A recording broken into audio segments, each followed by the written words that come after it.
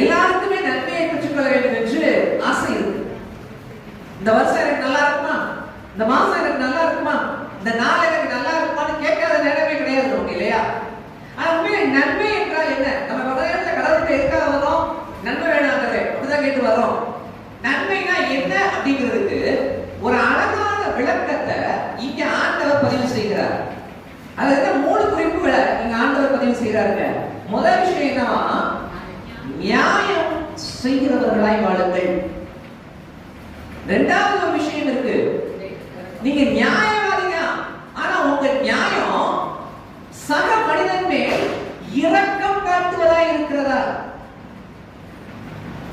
இரக்கத்தை சிநேகித்துக் கொள்கிறவர்களாய் நம்முடைய வாழ்க்கையில் நாம் வாழ்ந்திருக்கிறோமா?